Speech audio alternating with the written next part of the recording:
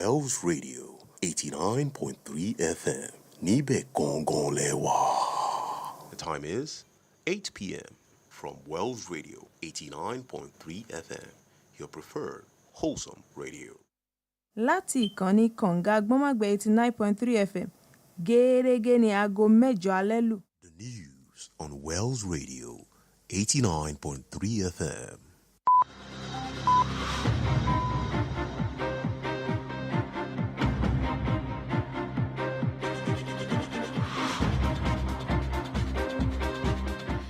Hello and good evening. Here is the national news on Wells Radio 89.3 FM, your preferred wholesome radio.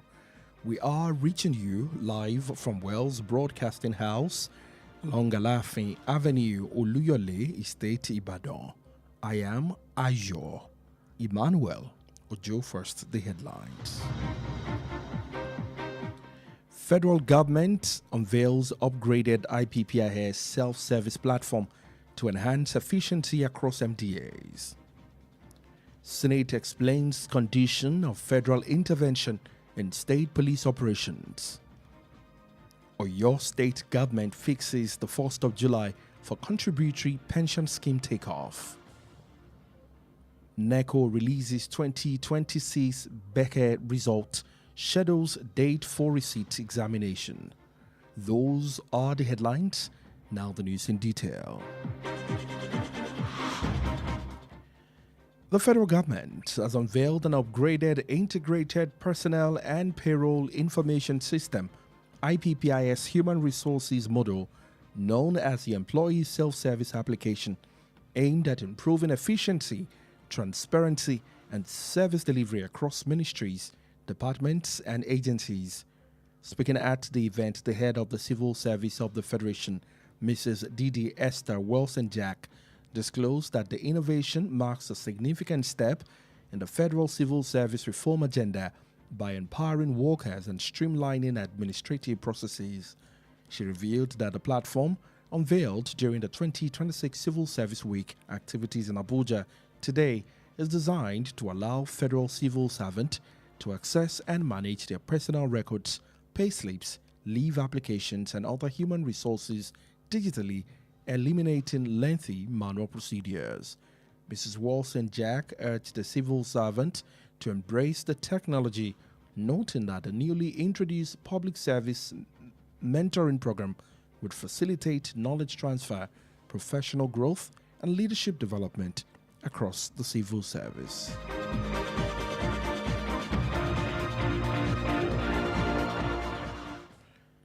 The Senate has clarified that federal authorities may intervene in the affairs of state police services under specific circumstances as it considered the Constitution of the Federal Republic of Nigeria Alteration State Bill 2026. Leading the debate on the proposed legislation, Senate leader Senator Okpeyemi Bamidele yesterday revealed that the bill clearly outlines the condition under which the federal government can step into the operation of state police services while preserving the autonomy of the state. According to him, federal intervention would only be permitted in situations involving a breakdown of public order, the inability of a state police service to function efficiently, serious violation of fundamental rights, electoral intimidation or threat to national security. Senator Bamidele explained that such intervention must be authorized in writing by the President and would be limited to scope and duration. He added that federal action would be subject to Senate oversight and open to judicial review to guard against abuse and ensure accountability.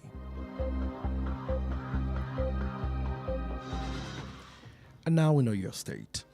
The state government has fixed 1st of July 2026 for the commencement of the Contributory Pension Scheme (CPS) for officers employed into the state civil and public service from the 1st of January 2026.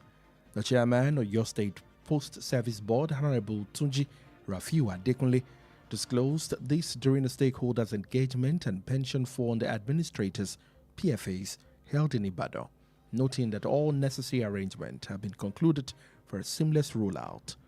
Honorable Adekunle described the development as a major step towards securing the future of workers, noting that the scheme will ensure a more reliable, sustainable pension system for public servants in the state. He assured workers that the CPS is designed to strengthen and not diminish the welfare, stressing that the scheme will provide individual retirement savings account, ensure transparency, and guarantee profitability of benefit across employment.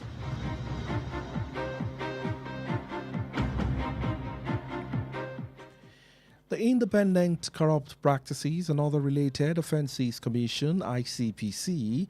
has arraigned the former Kaduna State Governor Nasir El-Rufai, his former senior special advisor and councillor Jimmy Lawa, and 5 others over an alleged 8.68 billion naira CCTV surveillance contract awarded during his administration. The anti-graft agency disclosed this in a press statement published on its website today, stating that the defendants were arraigned before Justice Awal Buhari of the Federal High Court in Kaduna. According to the commission, the amended 11-count charge borders on alleged corruption, money laundering, and related offences. According to the ICPC, El-Rufai, while serving as a governor, approved the award of a contract for the procurement, survey planning, final design and installation of a closed-circuit television surveillance system in Kaduna Metropolis valued at 8.68 billion naira in Singularity Network Security Limited.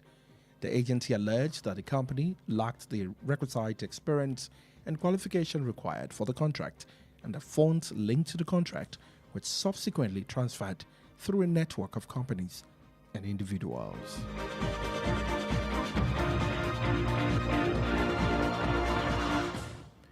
In education,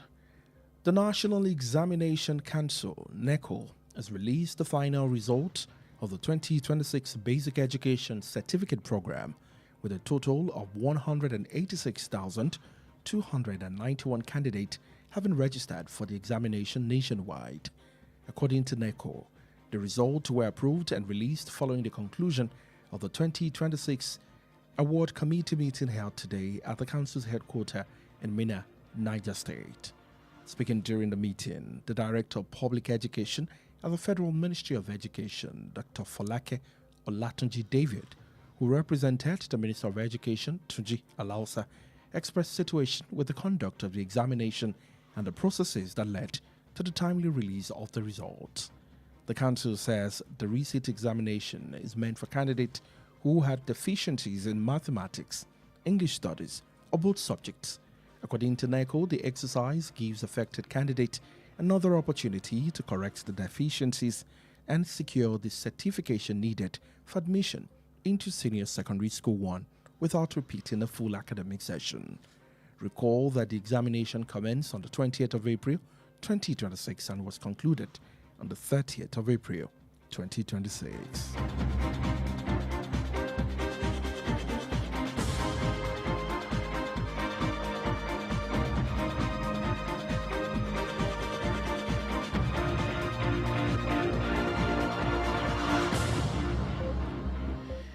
If you're just joining us, this is the National News on Wells Radio 89.3 FM. Moving on.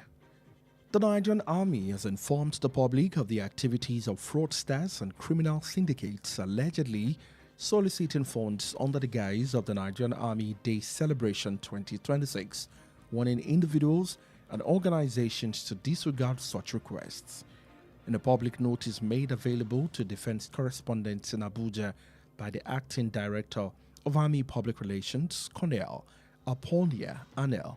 the Army stated that the imposter had been circulating fake letters, proposals, and sponsorship requests to individuals, financial institutions, corporate organizations, and government agencies, while falsely claiming to represent the Nigerian Army.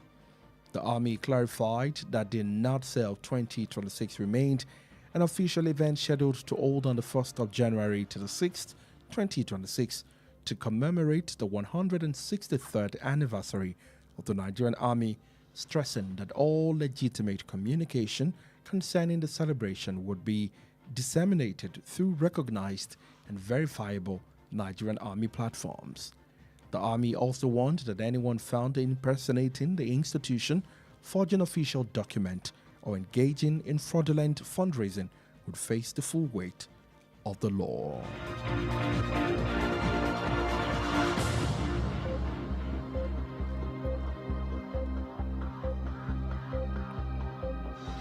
And finally, to the breaking story in Lagos, at least 2 people, including an infant, were killed and 16 others rescued with varying injuries after a 3-story shopping mall collapsed at Toluti bus stop along Ojo Road, Alakija, in Lagos. The incident, residents said, occurred about 10 a.m. today after shop owners and customers resumed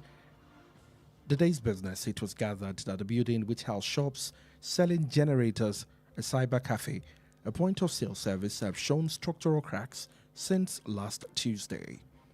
Multiple victims, including children, were still feared trapped beneath the rubble at the time of filing the report. Emergency responders at the scene include the police, the Lagos State Fire and Rescue Service, the military, the Lagos State Building Control Agency, the Lagos State Emergency Management Agency, and other response team. Rescue operations were ongoing as at the time of filing this report.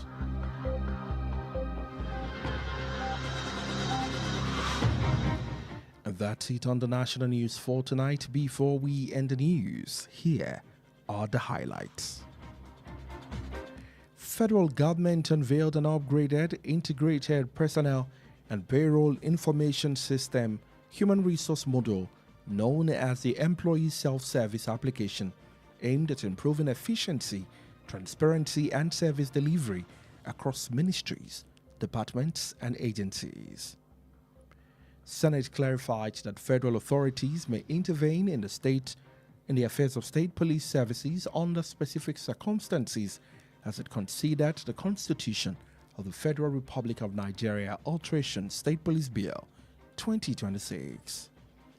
And in Oyo State, the state government has fixed the 1st of July 2026 for the commencement of the contributory pension scheme for officers employed into the state civil and public service from the 1st of January 2025. To education, the National Examination Council NECO released the result of the 2026 Basic Education Certificate Program with a total of 186,291 candidates having registered for the examination nationwide. The bulletin was compiled and edited by Kemi Sola Williams.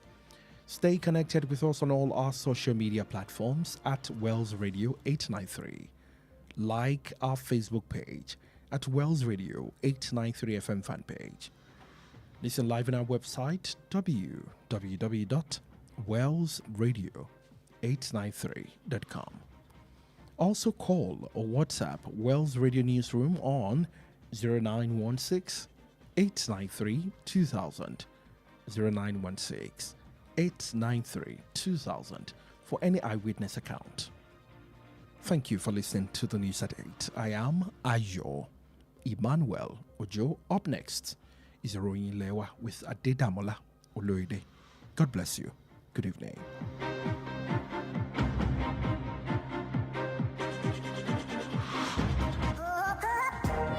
Tired of listening to the same old content? Tune in to Wells Radio 89.3 FM, the only radio other radio stations listen to. Efile Emma Yikuro, Wells Radio 89.3 FM. Nibe Gongon Lewa.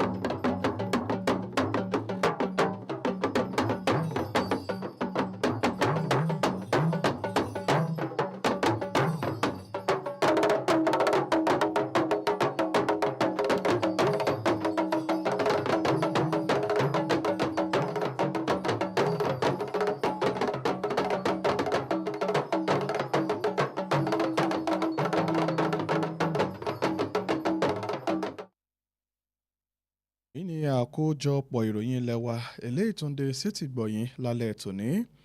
láti ìkànnì kànga àgbọ́mọ̀gbẹ̀ Wells Radio 89.3 FM eléyìí tí a kalẹ̀ sí òpópónà Aláàfin Avenue Olúyọ̀lé Estate nílẹ̀ Ìbàdàn. Adedamola Oloyede lóníròyìn ṣáájú ẹgbẹ́ àwọn kókó tó wà nínú ìròyìn náà.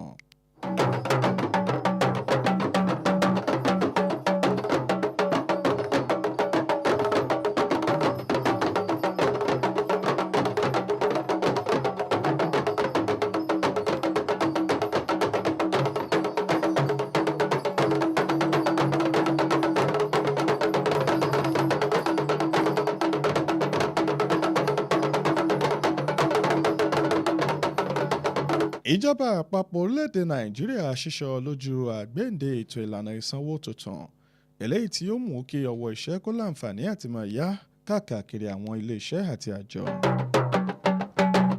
Ilé ìgbìmọ̀ aṣòfin ṣàlàyé àwọn nǹkan kan tó ní ṣe pẹ̀lú ọ̀rọ̀ ìdásí ìjọba àpapọ̀ orílẹ̀-èdè Nàìjíríà lórí ìṣàkóso ètò iléeṣẹ́ ọlọ́pàá ìpínlẹ̀ nílẹ̀ yìí.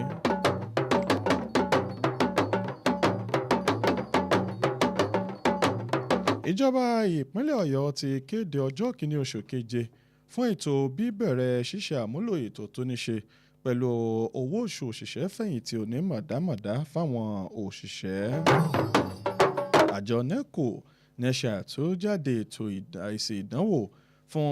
ìdánwò bẹ́kẹ̀ ọdún 2026 nígbà tí wọ́n sì ṣètò ọjọ́ fún àtúnjókòó ṣe ìdánwò fáwọn tí ò rí ṣe tẹ́lẹ̀.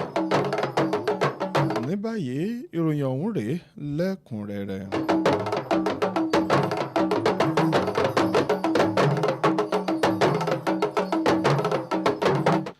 Ìjọba àpapọ̀ orílẹ̀-èdè Nàìjíríà ló ti ṣíṣọ lójú àtúnṣe ètò ìlànà ìsanwó oyún IPPIS eléyìí tí wọ́n ti ṣe àgbékalẹ̀ rẹ̀ eléyìí tí a mọ̀ sí gẹ́gẹ́ bí ohun tí wọ́n ti ṣètò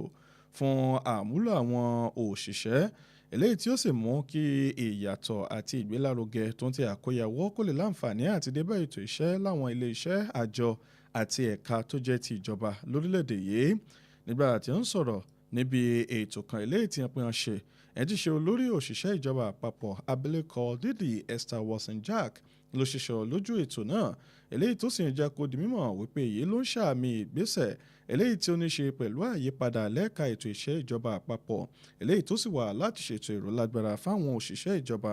àti láti mú àdínkù dé bá àwọn ìlànà kọ̀ọ̀kan lẹ́nu iṣẹ́ ọ̀hún. Òṣìṣẹ́ lójú ọ̀rọ̀ wípé àwọn ètò yìí wọ́n ní pé wọ́n ti yà sọ́tọ̀ lásìkò ètò àwọn ọ̀sẹ̀ òṣìṣẹ́ tọdún 2026 nílùú Àbújá lónìí nígbà tí wọ́n ní yà sọ́tọ̀ fún àti mú kí àwọn òṣìṣẹ́ ìjọba àpapọ̀ kí wọ́n láǹfààní àti láti ṣe àmójútó àwọn ìgbésẹ̀ àti ètò iṣẹ́ wọn fi mọ́ ohun tó ní ṣe pẹ̀lú àlàkalẹ̀ owó sísan àwọn nǹkan ìsinmi lẹ́nu iṣẹ́ àti àwọn nǹkan míì eléyìí tí wọ́n yóò láǹfààní láti máa gbà.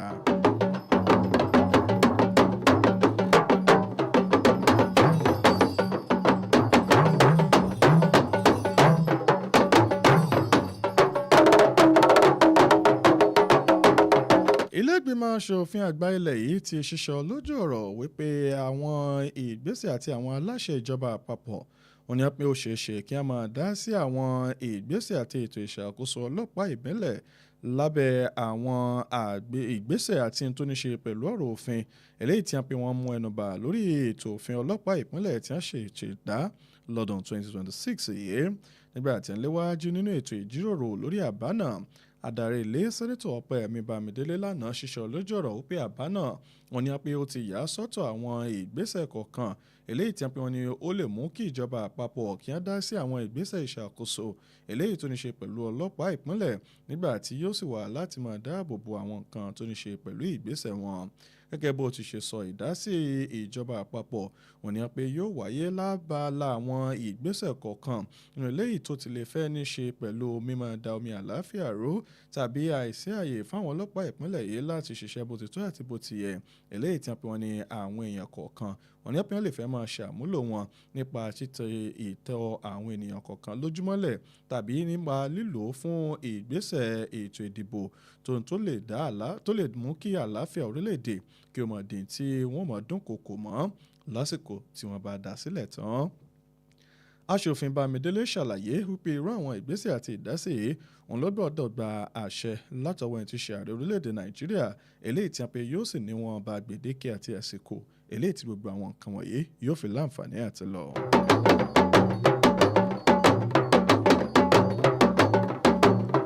Ìjọba ìpínlẹ̀ Ọ̀yọ́ ti kéde ọjọ́ kìíní oṣù kejì ọdún tá a wà yìí fún bíbẹ̀rẹ̀ ètò owó oṣù òṣìṣẹ́ fẹ̀yìntì onímọ̀dámọ̀dá ìyún contributory pension scheme eléyìí tí a fún àwọn òṣìṣẹ́ eléyìí tí wọ́n gbà sẹ́nu iṣẹ́ eléyìí tó jẹ́ ti ìjọba lọ́jọ́ kìíní oṣù kìíní ọdún 2025 alága fún ẹ̀ka ètò iṣẹ́ ní ìpínlẹ̀ Ọ̀yọ́ Honorable Túnjí Ráfíù Adékúnlé òun ló ṣiṣọ́ lójú èrò yìí lásìkò ìpàdé àti ìjíròrò tó ní ṣe pẹ̀lú àwọn tó ń bẹ ní ìtọ́nú ìṣàkóso owó oṣù òṣìṣẹ́ fẹ̀yìntì eléyìí tí a fi hàn ṣe nílẹ̀ Ìbàdàn òun ló jẹ́ kó di mímọ̀ pé gbogbo ètò ló ti tò fún ètò iṣẹ́ yìí àti ṣíṣe àtòjọ àwọn tọ́rọ̀ kàn. Honorable Adékúnlé ló ṣàkàwé ìgbésẹ̀ yìí gẹ́gẹ́ bí ipa pàtàkì láti rí pé wọ́n ṣe ààbò tó tọ́ fáwọn òṣìṣẹ́ fẹ̀yìntì lọ́jọ́ iwájú eléyìí tó sì jẹ́ wípé ètò náà òun yóò mú kí ìfàyàbalẹ̀ kó wà fáwọn tọ́rọ̀ kàn nígbà tí wọ́n mọ̀ ṣiṣẹ́ sìnlú pẹ̀lú irun dúdú lásìkò yìí. Ó sọ̀rọ̀ ìdánilójú sétí àwọn òṣìṣẹ́ náà wípé ètò yìí ni wọ́n yà sọ́tọ̀ láti ṣe ètò ìrólágbára tàbí eléyìí tí wọ́n pé wọ́n ní yóò wà fún ìgbáyégbádùn àwọn òṣìṣẹ́ náà tó sì jẹ́ kó di mímọ̀ pé ètò náà òun ni wọ́n pé wọ́n ní wọ́n ti ṣe àgbékalẹ̀ àwọn ìlànà iye tí wọ́n mọ̀ dá lónímọ̀dámọ̀dá pẹ̀lú ètò àkóyawọ́ àti ohun tó ní ṣe pẹ̀lú àǹfààní tí wọ́n yóò jẹ káàkiri ìgbésẹ̀ wọn gbogbo.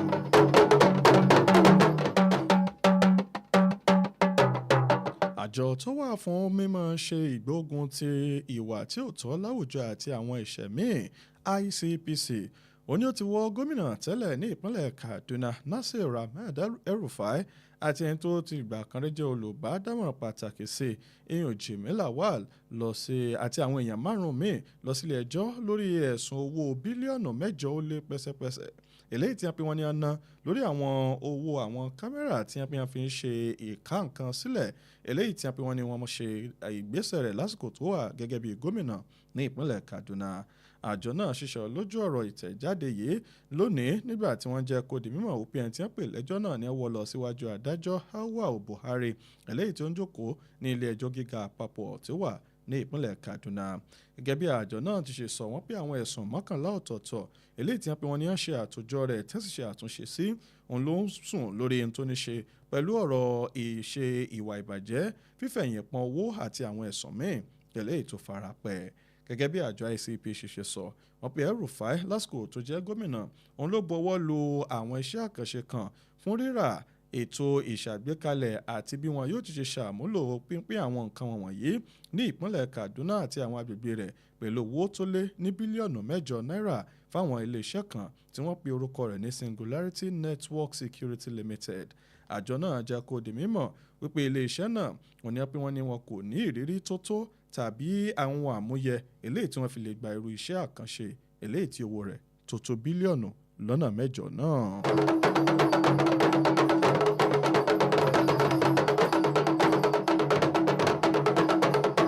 Àjọ tí ń ṣètò ìdánwò nílẹ̀ yìí NECO ló ti ṣe àtúnjáde ìdánwò eléyìí tó ní ṣe pẹ̀lú àwọn akẹ́kọ̀ọ́ tí wọ́n kọ ìdánwò àṣewọlé sáwọn ilé ẹ̀kọ́ gíga àgbà ìyún ti bẹ́kẹ̀ eléyìí tí wọ́n pè wọ́n ní tó jẹ́ tọdún 2026 nígbà tí wọ́n pè àwọn tó dín díẹ̀ ní 200,000 òní pé wọ́n kọ ìwé tí wọ́n sì jókòó ṣe ìdánwò náà káàkiri orílẹ̀-èdè wa Nàìjíríà. Gẹ́gẹ́ bí àjọ NECO ti ṣe ṣàlàyé wọ́n pé èsì ìdánwò náà ní abọ̀wọ́lò tí wọ́n sì tó síta bí lẹ́yìn tí wọ́n pé wọ́n ní wọ́n ṣe gbogbo ìpàdé tó tó àti eléyìí tó yẹ ní olúléeṣẹ́ àjọ náà tí ń bẹ ní ìlú Minna ní ìpínlẹ̀ Niger. Nígbà tó ń sọ̀rọ̀ lásìkò ìpàdé náà alákòóso fọ́rọ̀ ètò ẹ̀kọ́ náà ní ẹ̀ka tó ń rí sọ̀rọ̀ ètò ẹ̀kọ́ nílẹ̀ yìí dókítà Fọlákẹ́ Ọlátúnjí David ẹni tó ṣojú mínísítà fọ́rọ̀ ètò ẹ̀kọ́ Túnjí Aláùsá òun ló sọ̀rọ̀ tó sì fi ìdùnnú rẹ̀ hàn lórí ìgbésẹ̀ ètò ìdánwò náà àti gbogbo ìlànà tí wọ́n ṣe lórí bí wọ́n ti ṣe tú èsì ìdánwò náà jáde. àjọ náà jẹ́ kó di mímọ̀ wípé ètò àtúnjókòó ṣe ìdánwò òun ló wà fáwọn akẹ́kọ̀ọ́ eléyìí tí wọ́n pe wọ́n ní wọn kò láǹfààní àti kópa tàbí ṣe dáadáa bó ti tọ́ nínú ìdánwò ti ìmọ̀ ìṣirò ìmọ̀ èdè gẹ̀ẹ́sì àti àwọn alájọṣepọ̀ àwọn ètò iṣẹ́ wọ̀nyí gẹ́gẹ́ bí àjọ NECO ti ṣe sọ wọ́n ní ìgbésẹ̀ náà ló sì fi àyè gbà fáwọn tán fẹ́ jókòó ṣe ìdánwò náà ní àǹfààní láti ṣe àtúnṣe lórí gbogbo àwọn àkùdé tí wọ́n ní nínú ètò ìdánwò náà bẹ́ẹ̀ ò bá gbàgbé ètò ìdánwò yìí wọ́n ní pé wọ́n ní wọ́n ṣe ní 20 oṣù kẹrin ọdún 2026 eléyìí tí wọ́n sì tẹnu ẹ̀ bodò lọ́gbọ̀n ọjọ́ oṣù kẹrin ọdún tí a wà yìí.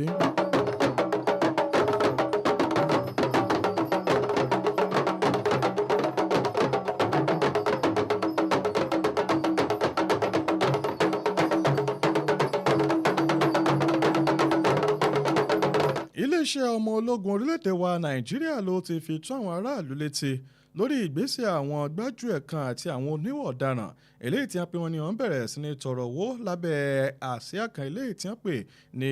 ààtò ìṣayẹyẹ àwọn àyájọ́ ọjọ́ àwọn ọmọ ológun orílẹ̀-èdè Nàìjíríà ìyàn NATSEL tọdún 2026 nígbà tí wọ́n sì ń lago ìkìlọ̀ sí ti àwọn aráàlú àti ẹlẹ́gbẹ́jẹgbẹ́ wípé kí ẹ má ṣe fi etí sílẹ̀ láti gbọ́ irú àwọn ọ̀rọ̀ báyìí torí wípé àwọn ọ̀rọ̀ yìí ni kò jáde láti iléeṣẹ́ náà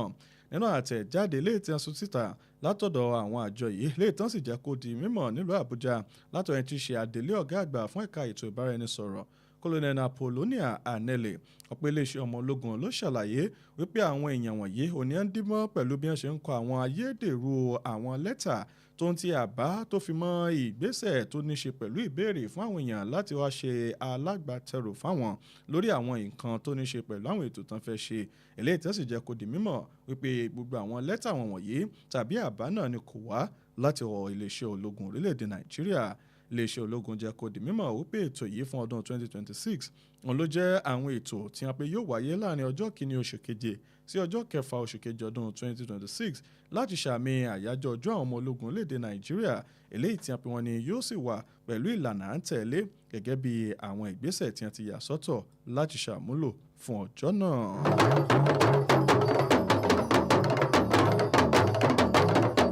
kò dín ní èèyàn méjì ọ̀tọ̀ọ̀tọ̀ tí ìròyìn fìdí ẹ̀ múlẹ̀ tí wọ́n jẹ́ àwọn ògo wẹrẹ tí wọ́n pe wọ́n ní wọ́n ti gba ẹ̀mí lẹ́nu wọn nígbà tí àwọn èèyàn bíi 16 sì ti di ẹni tí wọ́n ń dòlà lásìkò yìí lẹ́yìn tí wọ́n fara ṣèṣe nígbà tí ilé alájà mẹ́ta kan eléyìí tó ní ṣe pẹ̀lú ibi tí wọ́n ti ń tajà tí wọ́n pe ó dà wó ní ibùsọ̀ Olútè ní ojú ọ̀nà Old Ọjọ́ Road ní agbègbè Alákìjà ní ìpínlẹ̀ Èkó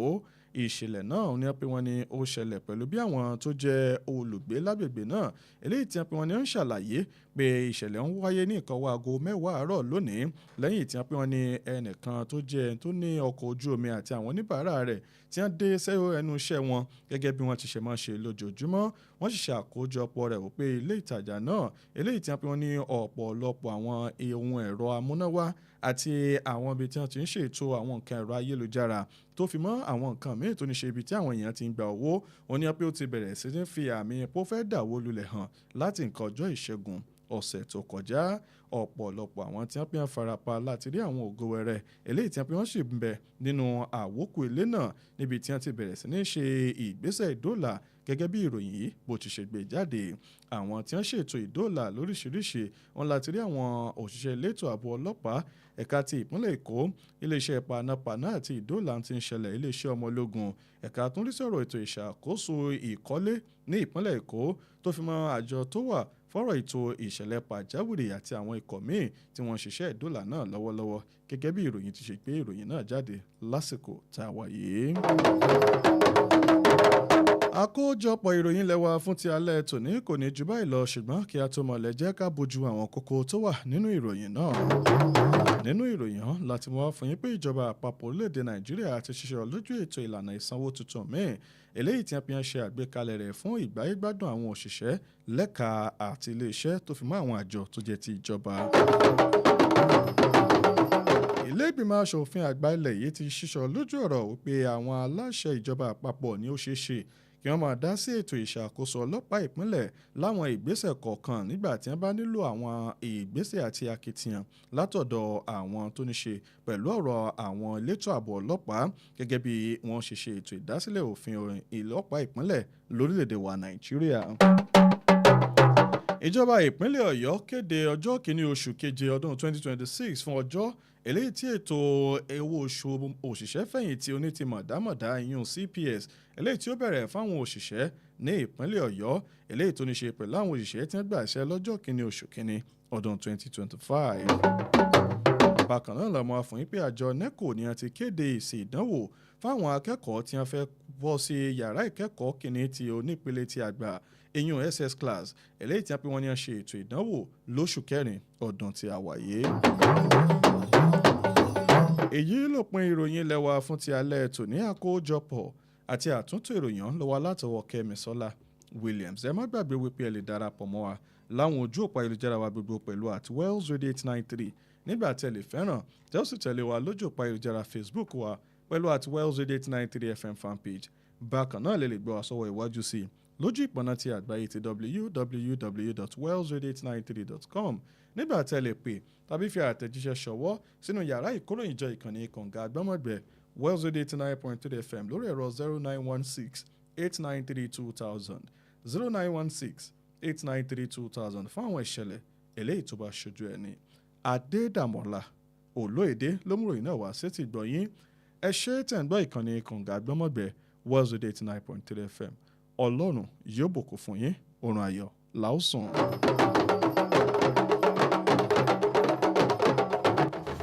Nǹkan wo ni gbogbo ayé ń dà gìrìgìrì tí wọ́n ń pọn yìí? West Radio 89.3 FM kànga àgbọ́nmágbẹ́. West Radio kànnì tí ó lè kú. West Radio kànga tí ó lè gbẹ.